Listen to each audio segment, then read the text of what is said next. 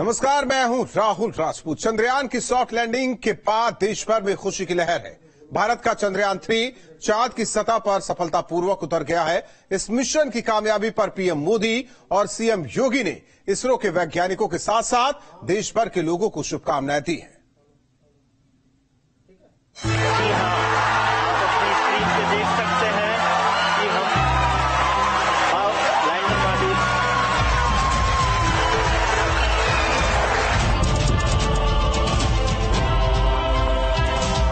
इसरो ने चांद पर परचम लहरा दिया है। अब बच्चे सिर्फ चंदा मामा नहीं बुलाएंगे, चांद की तरफ देखकर अपने भविष्य के सपनों को पूरा करेंगे। करवा चौथ की छन्नी से सिर्फ चांद नहीं बल्कि देश की बुलंदी भी दिखेगी। देश की बुलंदी पर प्रधानमंत्री मोदी ने इसरो और देश के सभी वैज्ञानिकों को बधाई दी है। प्रधानमंत्री मोदी ने दक्षिण अफ्रीका से वर्चुअली चंद्रयान की लैंडिंग देखी। जैसे ही लैंडर विक्रम चांद की सतह पर लैंड किया, इसरो के चीफ एस सोमनाथ ने कहा कि हम चांद पर पहुंच गए हैं। इतना कहते प्रधानमंत्री मोदी अपने हाथ में तिरंगा झंडा लहराने लगे। उनके चेहरे पर खुशी के भाव साफ दिख रहे थे। प्रधानमंत्री मोदी ने कहा, जब हम अपनी आंखों के सामने इतिहास बनते हुए देखते हैं तो जीवन धन्य हो जाता है। जब हम अपनी आंखों के सामने ऐसा इतिहास बनते हुए देखते हैं तो जीवन धन्य हो जाता है।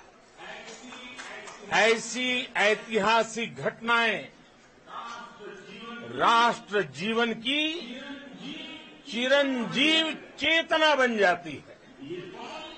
ये पल अविस्मरणीय है। ये क्षण अभूतपूर्व है। ये क्षण विकसित भारत के शंखनाद का है। प्रधानमंत्री मोदी ने कहा कि ये क्षण नई ऊर्जा और नए विश्वास का है। ये क्षण नए भारत के आगे बढ़ने का है। उन्होंने कहा कि अमृत काल में नई अमृत वर्षा हुई है। हमने धरती पर संकल्प लिया और चांद पर पूरा किया।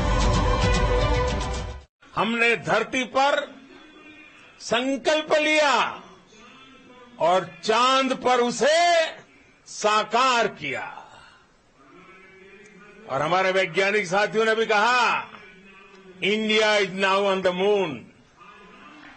आज हम अंतरिक्ष में नए भारत की नई उड़ान के साक्षी बने। प्रधानमंत्री मोदी ने कहा कि हम अपनी प्रतिभा से वहां तक पहुंच गए हैं जहां आज तक दुनिया का कोई भी देश नहीं पहुंच सका था।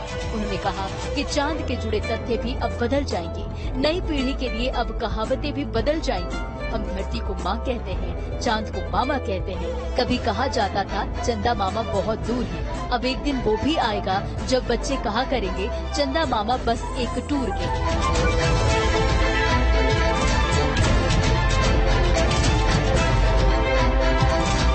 चंदा मामा बहुत दूर के हैं।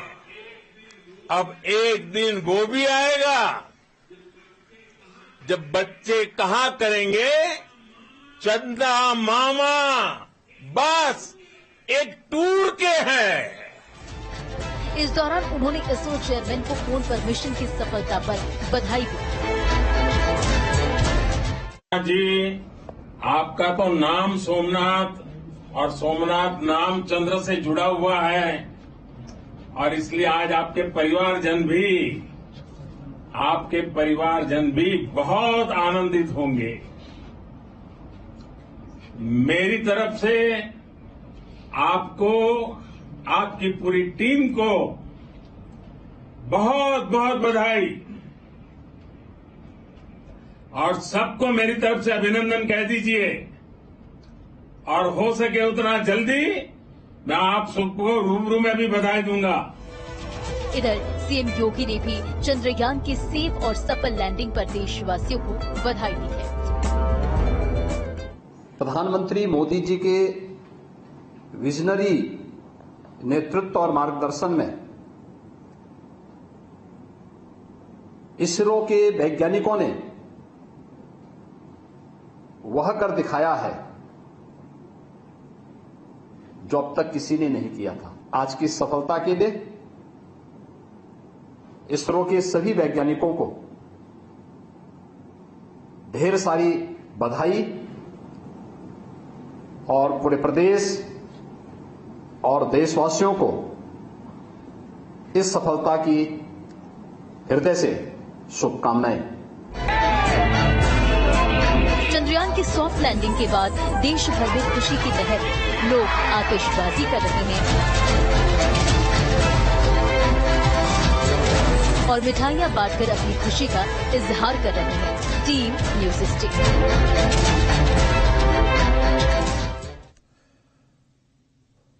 घोसी उपचुनाव 24 के रण का सेमीफाइनल है, जिसको लेकर एसपी और बीजेपी ने अपनी पूरी ताकत झोंक दी है। इस बीच एनडीए के सहयोगी दल एसबी-एसपी के अध्यक्ष ओम प्रकाश राजभर का बयानों ने सियासी हलचल को काफी तेज कर दिया है। देखिए।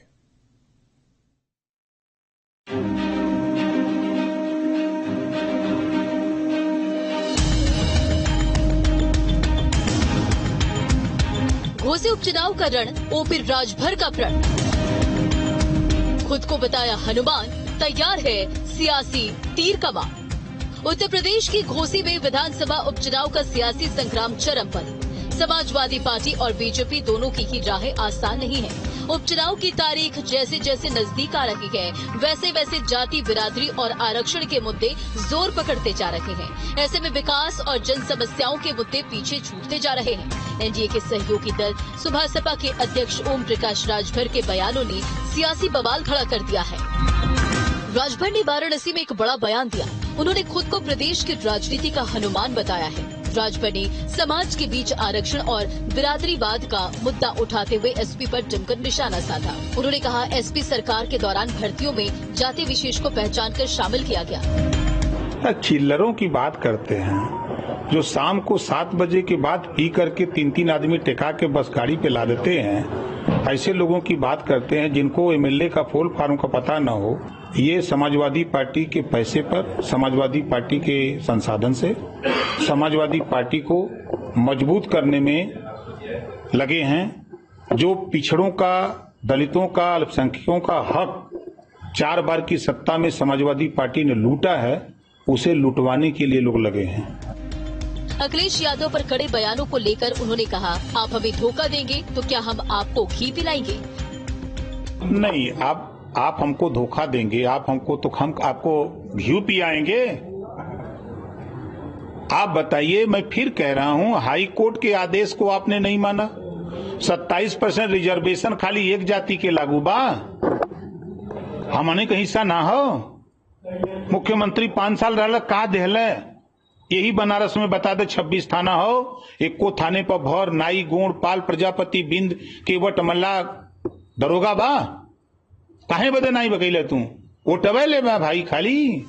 इसके अलावा मऊ में ओम प्रकाश राजभर ने दारा सिंह चौहान को लेकर भी बड़ा बयान दिया। उन्होंने कहा, हम दारा का प्रचार नहीं कर रहे, हम तो एनडीए में शामिल हैं, हम एनडीए का प्रचार कर रहे हैं। हम उनका प्रचार करते ही यार, हम एनडीए में शामिल हैं, एनडीए के लिए वोट मांगा था। दारा चौहान काम कुछ किए हैं, घूम रहे हैं, कुछ नहीं किए। चलो आगे बताओ। साथ ही वो बोले कि आप लाख चिल्ला लो, दारा सिंह चौहान 100% जीतेंगे। आपके कहने से नहीं, किसी की कुवत नहीं है। आप लाख चिल्ला लो, दारा चौहान 100% जीतेंगे। ये इधर बीजेपी के राजभर के इन हमलों पर क्या कहना है, वो भी सुनिए। समाजवादी पार्टी का अगर ट्रैक रिकॉर्ड देखेंगे तो जब सत्ता में होती है तो अपने परिवार का विकास और सफाई का विकास, यही उनका मुख्य लक्ष्य होता है। सदैव से जो पिछड़े वर्ग के लोग हैं, जो समाज के अंतिम छोर पर खड़े व्यक्ति हैं, उनकी उपेक्षा करती रही है। उनके समय में सबसे ज्यादा शोषण या तो दलितों का हुआ है या तो पिछड़े समाज का हुआ है। और निश्चित रूप से उत्तर प्रदेश की जनता, मतदाता और सब जो पिछड़े समाज के लोग हैं, वो समाजवादी पार्टी के इस आचरण को पहचान चुके हैं और काट की हांडी बार बार नहीं चलती है। 2012 से 17 के बीच एक बार चढ़ चुकी है।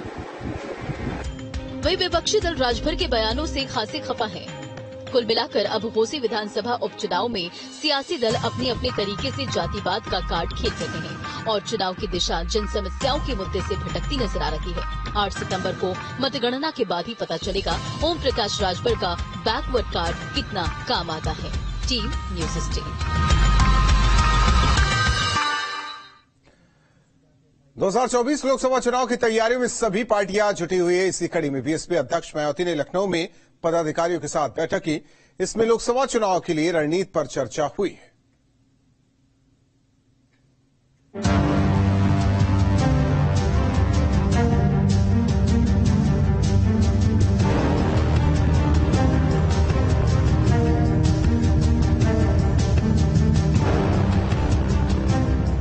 दो 2024 के सियासी रण के लिए यूपी की 80 सीटों पर बिगुल फूंका जा चुका है। बीएसपी ने भी अपनी महारणनीति तैयार करने के लिए लखनऊ में पार्टी पदाधिकारियों की बड़ी बैठक बुलाई, जिसकी अध्यक्षता खुद मायावती ने की। बैठक में बूथ से लेकर संगठन को बेहतर बनाने पर मंथन हुआ और हर एक पदाधिकारी को तैयारियों में जुट जाने का निर्देश दिया गया।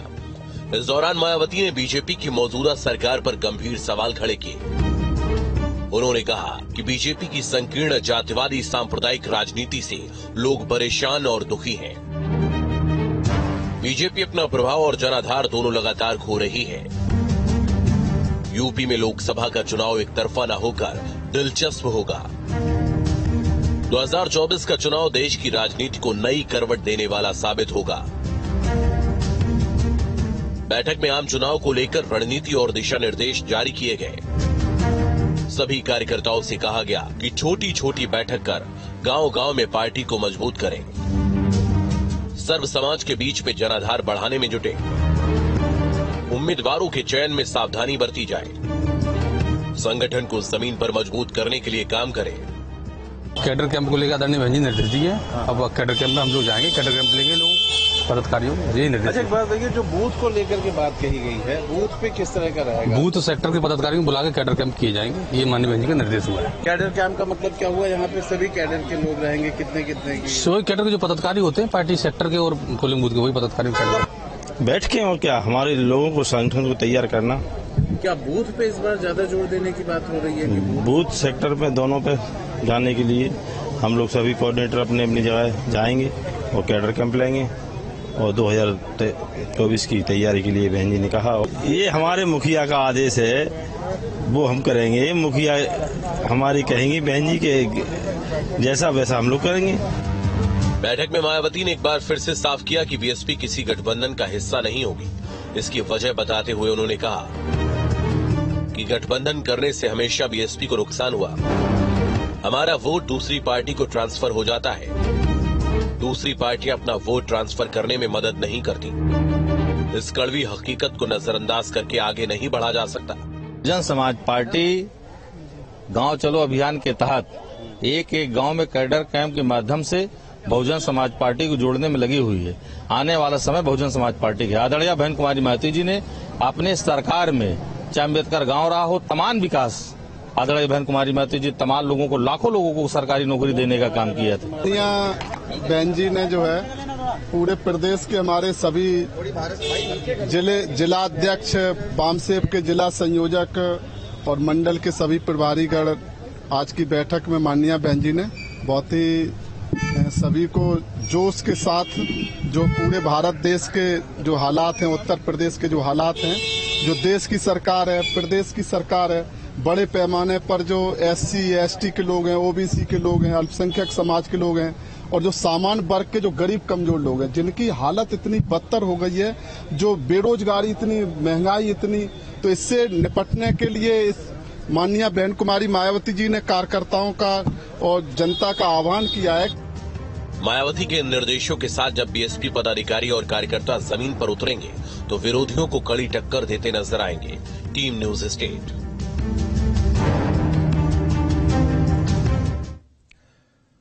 चंद्रयान 3 की सफल लैंडिंग के बाद बेंगलुरु में इसरो के चीफ सोमनाथ से खास बातचीत की हमारे संवाददाता ने। उन्होंने क्या कुछ कहा, आपको सुनवाते हैं। इसरो ने आज इतिहास रचा है दुनिया का पहला देश चंद्रमा के दक्षिणी ध्रुव पर पहुंचा है और वो है भारत। इसी पर बात करने के लिए इस समय हमारे साथ मौजूद है इसरो के अध्यक्ष सोमनाथ जी। सर, हिस्ट्री बना दिया है। आज हमारा चंद्रयान 3 चंद्रमा पर सॉफ्ट लैंड किया है, तो हम बहुत खुशी की बात है ना। सर, हम देख रहे थे लगातार आप जब से बात हो रही थी आप कॉन्फिडेंट थे, क्या था वो जिससे इतनी कॉन्फिडेंस आई? हम तो कॉन्फिडेंस इसी से आया कि हमारे चंद्रयान 2 में जो तकलीफ हुआ था उस सभी के बारे में हमने जो सोच विचार किया, एक्सपेरिमेंट्स किया, उस सब से हमको ये पता चला किससे ये हुआ, ये सॉफ्ट लैंडिंग नहीं कर सका चंद्रयान 2 में। तो हमने जो करेक्शन चाहिए सो सभी को दिया है और उसके बाद हमने उसको टेस्ट किया है। कई तरह के टेस्ट, हंड्रेड्स ऑफ टेस्ट हमने किया और सब टेस्ट से हमने इसको रगड़ बनाया, वेरी रगड़ चंद्रयान 3 हमने इसके बनाया। तो सॉफ्टवेयर ग्लिच भी नहीं हो सका।